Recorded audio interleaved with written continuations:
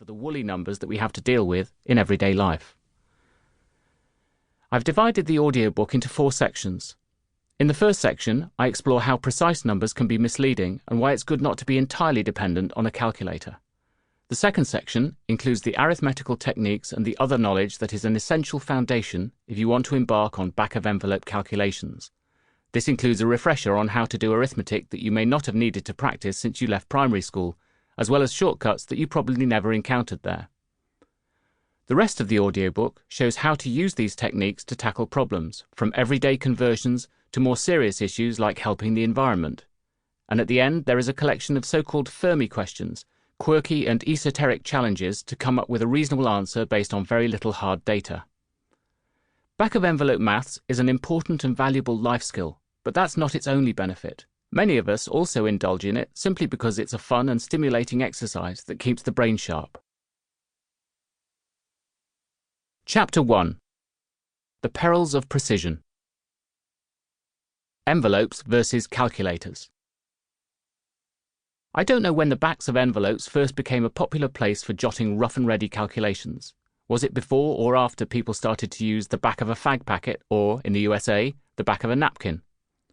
Regardless of where the expression was first coined, the back of an envelope has come to symbolize any sort of rough and ready type of calculation that gives an indication of what the right answer will be. You don't literally need to use the back of an envelope, of course.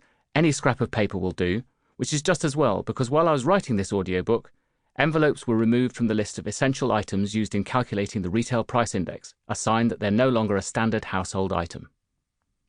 The back of an envelope is the tool that people in business use for quickly checking the viability of a new project. Engineers use it to check if a proposed solution is likely to work, and commentators on statistics use it to help make sense of the myriad numbers that are thrown out by politicians, expert pundits, and marketers.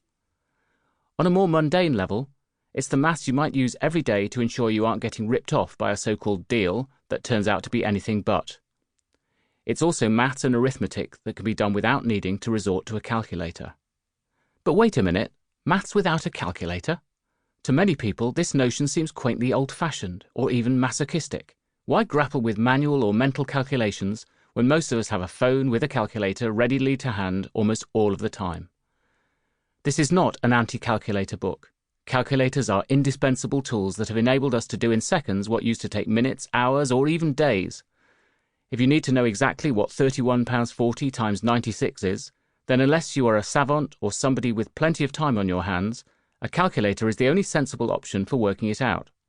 And I'm probably typical in usually having a calculator or a spreadsheet to hand if I'm doing my tax return or totting up expenses after a work-related trip. But much of the time we don't need to know the exact answer. It's an approximate figure that matters. The point of back-of-envelope maths is to help see the bigger picture behind the numbers. Suppose a sales team has a target of £10,000. If they report they've sold 96 units at £31.40 each, that's roughly 100 times £30, which is £3,000 revenue.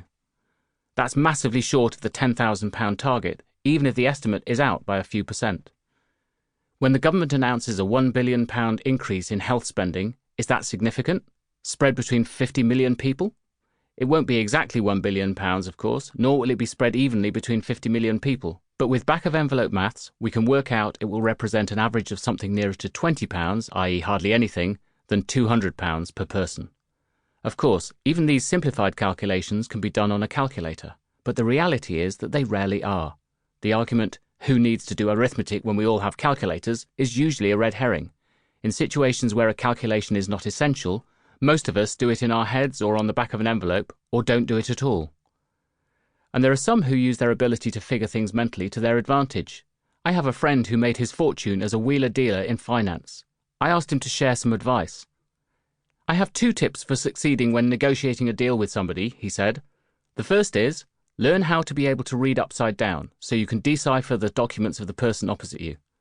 And my second is, be able to do the calculations faster than they can." If you want to test yourself without a calculator, go to the PDF that accompanies this audiobook. I can still remember the thrill when I first got a calculator of my own. It was made by Commodore and had red LED digits and buttons that made a satisfying click when you pressed them. It was a Christmas present and I was 16 years old. I was captivated.